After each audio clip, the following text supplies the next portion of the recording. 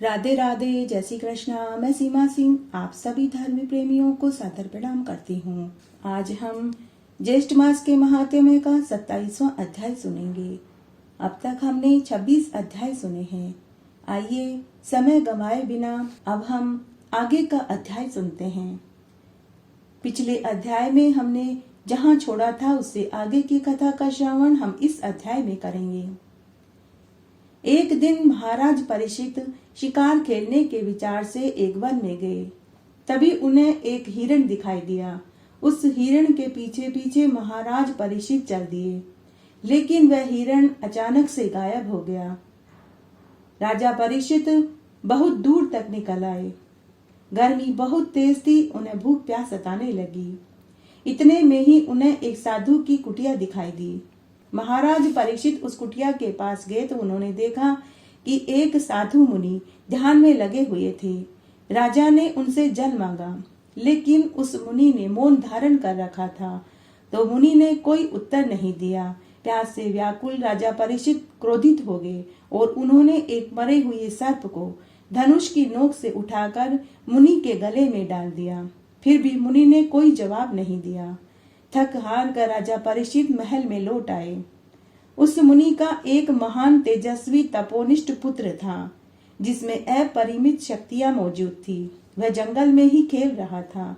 तभी उसके मित्रों ने जाकर उससे कहा कि तुम्हारे पिता के गले में किसी ने मरा हुआ सर्प डाल दिया। अपने मित्रों के मुख से ऐसे वचन सुनकर उसने उसी समय हाथ में जल लेकर राजा परीक्षित को शाप दिया कि आज से 7वीं रात तुम्हें तक्षक सांप काट लेगा, उससे तुम्हारी मृत्यु हो जाएगी। थोड़ी देर के बाद मुनि ध्यान से उठे। ध्यान से उठने के बाद मुनि को अपने पुत्र के द्वारा दिए हुए शाप का पता चला, तो उन्होंने अपने एक शिष्य को राजा के पास भेजा।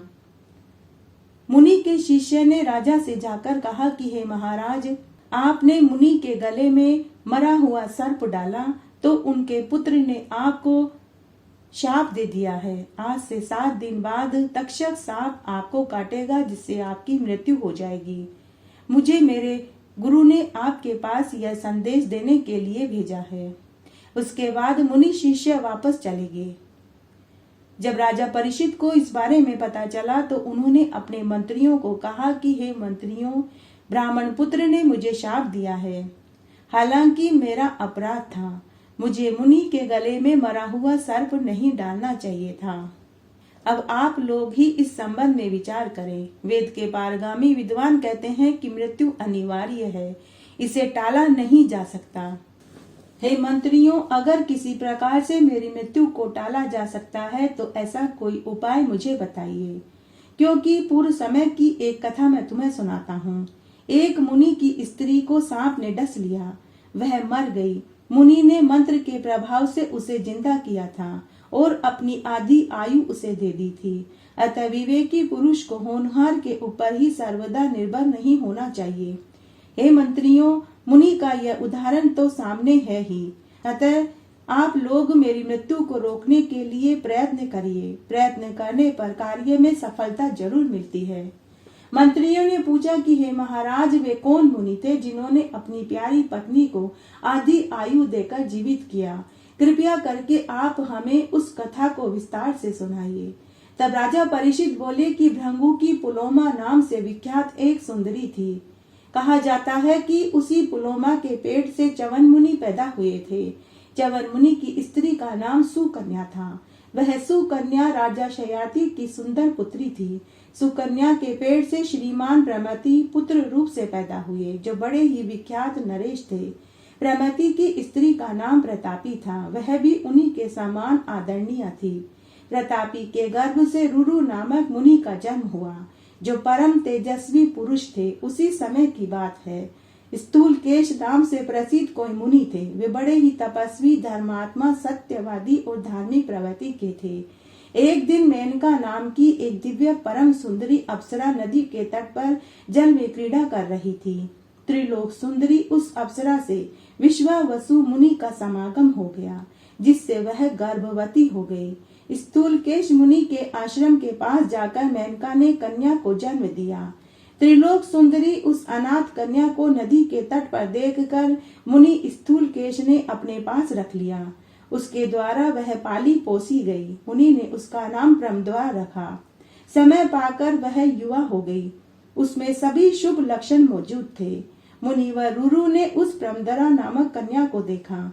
उसे देखकर मुनि रूरू का मन उससे विवाह करने का हो गया। वह आश्रम में जाकर उदास होकर बैठ गया। उसे उदास देखकर पिता ने पूछा कि हे पुत्र रूरू, तुम उदास क्यों हो? तो रूरू ने अपने पिता से कहा कि पिताजी, स्थूलकेश मुनि के आश्रम में प्रमद्वारा नाम की एक कन्या है। मैं उससे विवाह करना चाहता हूँ।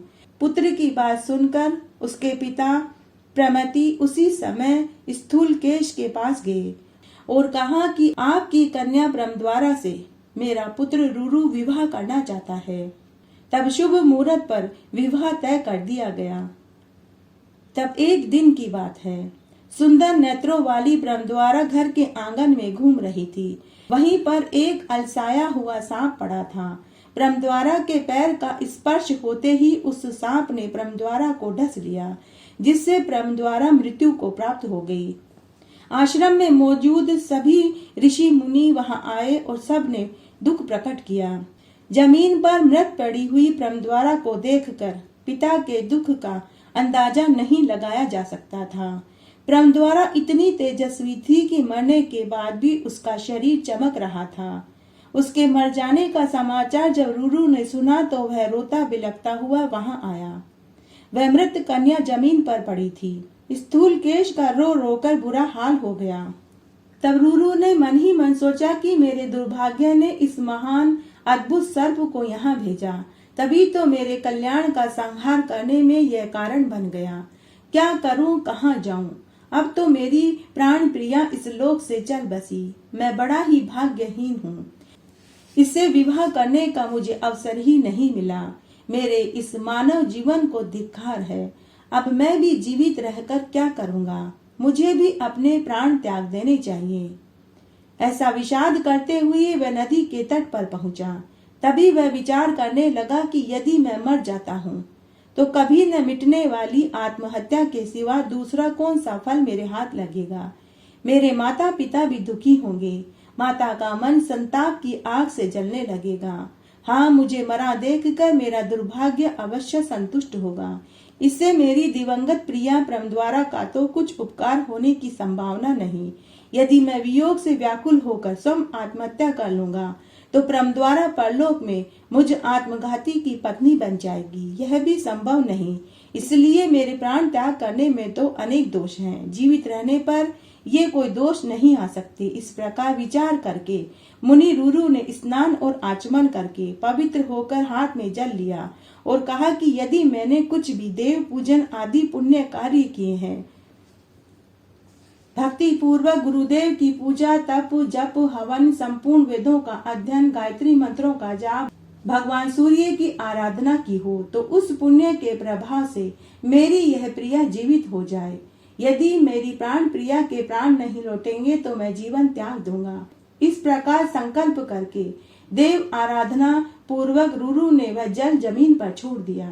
राजा परीक्षित आगे बोले कि रूरू अपनी भावी पत्नी प्रमद्वारा के वियोग से दुखी होकर विलाप कर रहा था।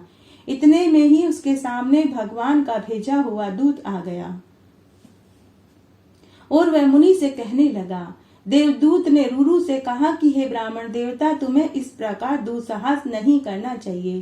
भला मरी हुई स्त्री कैसे जीवित हो सकती है? यह सुंदर कन्या मेनका अप्सरा की कन्या थी। इसकी आयु के वर्ष पूरे हो चुके हैं। विवाह होने के पूर्व ही यह मरी थी। अगर तुमसे इसका विवाह हो जाता तो इसकी मृत्यु तो निश्चित ही थी। तुम किसी दूसरी स्त्री से विवाह क्यों नहीं कर लेते? अरे प्रचंड मूर्ख, रोते थोड़े ही हैं। अब इसके साथ तुम्हारा क्या प्रेम?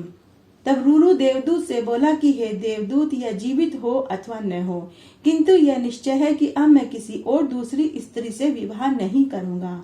राजा परीक्षित आगे बोले कि मुनि का आग्रह जानकर देवदूत को प्रसन्नता हुई। उसने अत्यंत मनोहर सुंदर वचन कहे। देवदूत ने मुनि रूरू से कहा कि हे द्विजवर, तुम्हें एक उपाय बताता हूँ जिससे प्राचीन समय में देवता लोग भी लाभ उठा चुके हैं। तुम अपनी जीवन की आधी आयु अपनी प्रेमिका प्रमद्वारा को देकर उसे जीवित करा सकते हो। रूरू तुरंत बोला कि मैं निसंदेह इस कन्या को अपनी आधी आयु दे दूंगा। आज मेरी यह प्राण प्रिया पुनः जीवित लाभ करके उठ जाए। उसी समय विश्वावसु मुनि विमान में बैठकर वहां पधारे। वे विश्वावसु गंधर्वों के राजा थे। अपनी पुत्री प्रमद्वारा का निधन जानकर स्वर्ग से उनका आना हुआ था। विश्वावसु और देवदूत दोनों धर्मराज के पास गए और उनसे यह वचन कहा कि हे धर्मराज जी, यह रूरू की पत्नी और विश्वावसु की कन्या है। इसका नाम प्रमद्वारा है। अभी सर्प के काट लेने से उसके प्राण निकल गए हैं। हे धर्मराज जी, रूरू इसके लिए प्राण देने को तैयार है। अतः उनकी आधी आयु प्राप्त करके इस सुंदर कन्या को जीवित कर दो। तब धर्मराज ने कहा कि हे देवदूत, यदि तुम विश्वावसु की कन्या को जीवित कराना चाहते हो तो उठो, रूरू के पास जाओ और उसकी आधी आयु से कन्या को जीवित करा दो। राजा परीक्षित आगे बोले कि इस प्रकार धर्मराज के कहने पर देवदूत गया और प्रमद्वारा को जीवित करके उसी क्षण रूरू को सौंप दिया। उसके बाद शुभ मुहूर्त पर रूरू और प्रमद्वारा का विवाह हो गया। यूं उपाय करने से वह मरी हुई कन्या पुनः जीवित हो गई। इसलिए शास्त्र की यह सम्मति है कि सम्यक उपाय करना जरूर चाहिए। प्राण की रक्षा के लिए मणि, मंत्र और औषधि का उपयोग जरूर करना चाहिए। इस प्रकार मंत्रियों से कहकर राजा परीक्षित राज्य का भार उत्तम सेवकों को सौंप दिया और बहुत शीघ्र एक 7 मंजिल के ऊंचे भवन की भली भांति व्यवस्था की। वे मंत्रियों के साथ उसी भवन में जाकर रहने लगे। रक्षा के लिए उन्होंने मणि मंत्र जानने वाले लोगों को नियुक्त कर दिया। इसके बाद महाराज परीक्षित ने गोरमुख नाम वाले मुनि को भेजा। भेजने का अभिप्राय यह था कि गोरमुख जी जाकर मुनि को प्रसन्न करें और बार बार कहें कि परीक्षित हमारा सेवक है, उसका अपराध क्षमा करो। साथ ही राजा परीक्षित सुरक्षित रहने के लिए अपने आसपास मंत्र सिद्ध ब्राह्मणों को रखने लगे। दरवाजे के पास मंत्री के नव युवक कुमारों को बैठा दिया गया। वहां से बहुत से हाथी खड़े कर दिए गए। ऐसा कड़ा प्रबंध किया गया और भवन को सुरक्षित कर लिया गया कि हवा भी उसमें अपनी इच्छा से नहीं जा सकती थी। राजा के खाने पीने का और रहने का पूरा इंतजाम 7वीं मंजिल पर कर दिया गया। तब एक कश्यप नाम का एक श्रेष्ठ ब्राह्मण था। उसने सुना कि राजा परीक्षित को शाप लगा है। उसे धन प्राप्त करने की इच्छा थी। वह मनी मन सोचने लगा कि अगर मैं वहां जाऊं जहां राजा परीक्षित ब्राह्मण से शापित होकर बैठे हैं। वह ब्राह्मण अपने घर से निकल पड़ा। मुनिवर कश्यप मंत्र शास्त्र का पूर्ण प्रणेता था, परंतु वह बड़ा ही निर्धन था। उसने मन ही मन सोचा कि अगर मैं राजा परीक्षित को उस शाप से बचा लूंगा तो राजा परीक्षित मुझे मुंह मांगा इनाम देंगे। सूत जी आगे कहते हैं कि राजा परीक्षित के शाप की बात तक्षक को मालूम हो गई। अतः जिस दिन कश्यप अपने घर से चला उसी दिन तक्षक भी सुंदर मनुष्य का रूप धारण करके घर से निकल पड़ा। उसने वृद्ध ब्राह्मण की आकृति बना ली, रास्ते में जाकर बैठ गया। इतने में ही राजा परीक्षित के पास जाता हुआ वह कश्यप ब्राह्मण तक्षक को दिखाई दिया। तब तक्षक जो एक वृद्ध ब्राह्मण के वेश में था, उसने कश्यप से पूछा कि हे महाराज, आप इतनी जल्दी जल्दी में कहाँ जा रहे हैं? कश्यप ब्राह्मण ने कहा कि महाराज परीक्षित को तक्षक नाम का सर्प काटेगा। महाराज के शरीर से उसकी विष अग्नि को दूर करने के लिए ही मैं जा रहा हूँ। हे द्विजवर, मैं विष उतारने वाला मंत्र जानता हूँ। यदि अभी राजा की आयु होगी तो मैं उन्हें जीवित कर दूंगा। तब तक्षक बोला कि हे ब्राह्मण, वह तक्षक मैं ही हूँ। राजा परीक्षित को मैं ही अपनी विष अग्नि से भस्म करूंगा। तुम लौट जाओ, क्योंकि जिसे मैं काट दूं उसकी चिकित्सा करने की तुम में शक्ति नहीं है। कश्यप ने कहा कि हे सर्प तक्षक, ब्राह्मण ने महाराज को शाप दिया है, अतः तुम्हारा काटना तो अनिवार्य है, किंतु मैं मंत्र के बल से राजा को जीवित करा दूंगा। तक्षक बोला कि हे ब्राह्मण, तुम बड़े पवित्र आत्मा पुरुष हो। अगर तुम मेरे काटे हुए राजा परीक्षित को जिलाने जा रहे हो तो पहले अपना मंत्र बल मुझे दिखाने की कृपा करो। मैं अभी इस वट वृक्ष को अपने विषपूर्ण दांतों से काटकर भस्म कर दूंगा। कश्यप ने कहा कि हे सर्पराज, तुम्हारे काटे या जलाए जाने पर भी मैं फिर से इस वृक्ष को हरा भरा कर दूंगा। सूत जी कहते हैं कि उसके बाद तक्षक ने उसी समय एक वृक्ष को काटा। विष अग्नि से वह पेड़ राख के ढेर में बदल गया। तब तक्षक सर्प ने कश्यप ब्राह्मण से कहा कि हे ब्राह्मण देव, अब तुम इस वृक्ष को हरा भरा करके दिखाओ। सर्प के काटने से वह वृक्ष राख के ढेर में बदल चुका था। तब कश्यप ने सारी राख बटोर ली और वह बोला कि महान विष उगलने वाले हे सर्पराज, अब मेरा मंत्र बल देखो। तुम्हारे सामने ही मैं इस पेड़ को पुनः हरा भरा कर दूंगा। ऐसा कहकर मंत्र के पूर्ण वेता कश्यप ने हाथ में जल लिया और मंत्र से अभिमंत्रित करके पेड़ के राख के ढेर के ऊपर पानी के छींटे दिए। जल के छींटे पड़ते ही वह वृक्ष पुनः हरा भरा हो गया।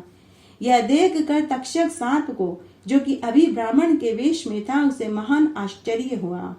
उसने ब्राह्मण से पूछा कि हे कश्यप ब्राह्मण, तुम क्यों इतना परिश्रम करते हो?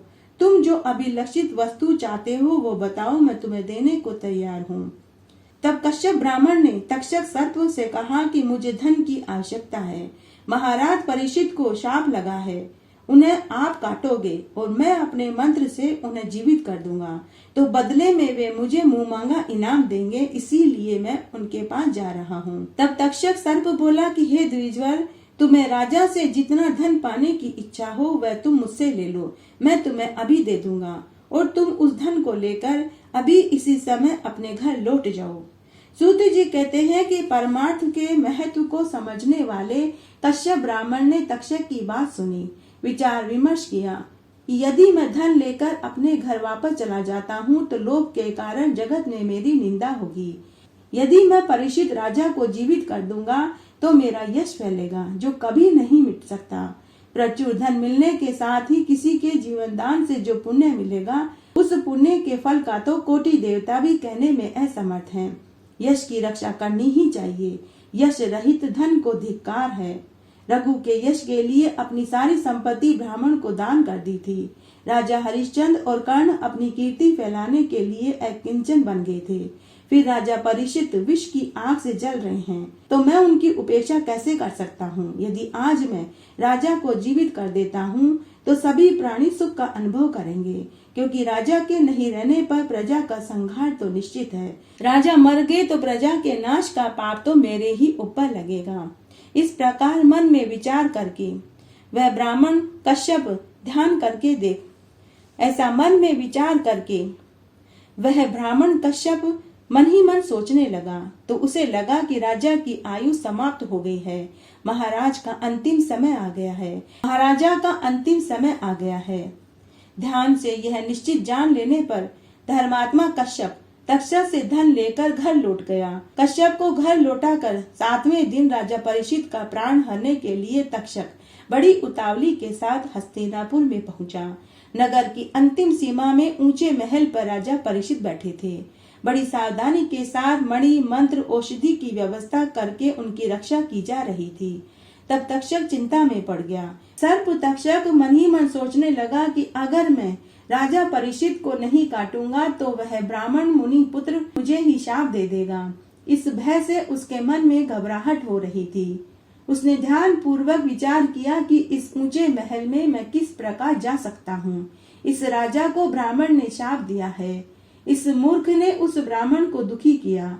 पांडु के वंश में कोई भी ऐसा दुष्ट राजा नहीं था जिसने की तपस्वी मुनि के गले में मरा हुआ सर्प डाला हो। यह कार्य तो बड़ा ही घृणित है। इस प्रकार विचार करने के बाद तक्षक ने अपने पास रहने वाले बहुत से नागों को तपस्वी के रूप में राजा के पास भेजा।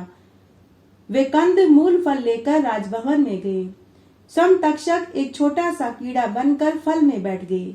वहां जाने को उत्सुक हो गए। सभी सर्प जो इस समय मुनि के वेश में थे, वे फल लेकर राजा परीक्षित के भवन की ओर गए। राजभवन के दरवाजे पर जाकर रुक गए। महाराज का भव्य भवन था। पहरेदारों ने तपस्वियों को देखकर उनके आने का कारण पूछा। तपस्वी वेशधारी सर्पों ने कहा कि हम लोग महाराज का दर्शन करने के लिए तपोवन से आए हैं। अभिमन्यु कुमार परीक्षित इस वंश के सूर्य हैं। इन शूरवीर नरेश की छवि अत्यंत मनोहर है। हम लोग अर्थवेद मंत्रों का प्रयोग करके उन्हें दीर्घजीवी बनाने के लिए आए हैं। तुम महाराज से जाकर निवेदन करो कि हम उनके लिए स्वादिष्ट मीठे फल लाए हैं। हम लोग राजा का अभिषेक करके उन्हें अभिष्ट फल प्रदान करेंगे और वापस लौट जाएंगे। हम महाराज परीक्षित को आशीर्वाद देकर उनका कल्याण करेंगे। सूत जी कहते हैं कि उन तपस्वियों की बात सुनने के पश्चात ब्राह्मण मानकर द्वारपालों ने राजा का जो आदेश था वह सुना दिया और कहा कि हमारी समझ से आज आप लोगों की महाराज से भेंट नहीं हो पाएगी, अतः आप लोग कल आ जाना। ब्राह्मण के शाप से भयभीत होकर राजा ने व्यवस्था कर रखी थी कि कोठे पर कोई भी न आ सके। तब तपस्वी वेश में सभी सर्पों ने द्वारपालों से कहा कि ये कंद मूल फल हम राजा परीक्षित के लिए लाए हैं, ये कंद मूल फल राजा को ले जाकर दे दो। यूं कहने पर द्वारपालों ने जाकर महाराज परीक्षित से कहा कि हे महाराज, कुछ तपस्वी लोग आपके लिए कंदमूल फल लेकर आए हैं। राजा ने आज्ञा दी कि कंदमूल फल हमारे पास भेज दो। के बाद द्वारपालों ने तपस्वी रूपी सर्पों से कंदमूल फल लिया और राजा के पास पहुंचा दिया। सभी फल राजा परीक्षित के सामने भेंट किए गए। राजा परीक्षित ने उन फलों में से एक एक फल सभी मंत्रियों को बांट दिए और कहा कि सभी इन मीठे स्वादिष्ट फलों को खाओ। उसके बाद एक पका हुआ फल राजा परीक्षित ने हाथ में ले लिया और चाकू से उस फल को काटने लगे। राजा ने उस फल को चीरा तो उसमें से एक छोटा सा कीड़ा निकल आया। उसकी आंखें बहुत काली थी और शरीर लाल था। उस कीड़े के ऊपर राजा परीक्षित की दृष्टि पड़ी। मंत्रियों ने भी देखा, वे बड़े ही आश्चर्य में पड़ गए। राजा ने मंत्रियों से कहा कि अब मुझे विष से किंचित मात्र भी भय नहीं। अभी सूर्य अस्त होने वाला है। अब मैं ब्राह्मण का शाप शिरोधार्य कर लेता हूँ, यह कीड़ा मुझे काट ले। यूं कहकर महाराज परीक्षित ने उस कीड़े को अपने गले में लगा लिया। सूर्यास्त होते ही कंठ में लगाया हुआ वह कीड़ा तक्षक नाग के रूप में परिणित हो गया। उसकी आकृति अत्यंत ही भयंकर थी। वह सब मूर्तिमान काल ही प्रतीत होता था। वह सर्प राजा के शरीर में लिपट गया और राजा के गले में ढस लिया। मंत्रियों के आश्चर्य की सीमा न रही। वे अत्यंत शोकाकुल होकर रोने लगे और वहां से भागने लगे। उस भयंकर सर्प को देखकर मंत्रियों का कलेजा मुंह को आ गया। सभी मंत्री वहां से जान बचा कर के भागने लगे। सभी द्वारपाल चित्कार करने लगे। बड़े जोरों से हाहाकार मच गया। तक्षक नाग के फण से आक्रांत होते ही राजा परीक्षित की शक्ति लुप्त हो गई। वे कुछ बोल नहीं सके। तक्षक के मुख से आग की अग्नि निकल रही थी। उसी क्षण महाराज के प्राण पखेरु उड़ गए। राजा का जीवन समाप्त करके वह सर्प प्राणियों को जलाता हुआ तुरंत आकाश में चला गया। भूतल के सभी प्राणी उसे देखते रह गए। प्राण निकल जाने पर जले हुए वृक्ष की भांति राजा परीक्षित धड़ाम से पृथ्वी पर गिर पड़े। उनकी मृत्यु देखकर सब लोगों ने करुण विलाप किया। ज्येष्ठ मास में सभी कथा कहानियों के साथ में भगवान महादेव की आरती जरूर बोलनी चाहिए, तभी ज्येष्ठ मास के महात्म्य को सुनने का फल प्राप्त होता है। आइए अब हम ज्येष्ठ मास में भगवान महादेव की आरती बोलते हैं। आप भी मेरे साथ इस आरती को बोलिए। ओम जय शिव ओंकारा, सनिहर शिव ओंकारा, ब्रह्मा विष्णु सदा शिव हरदांगी धारा। ओम हर हर हर महादेव, एकानन चतुरानन पंचानन राजे, शिव पंचानन राजे। हंसासन गरुड़ासन ऋषिवाहन साजे।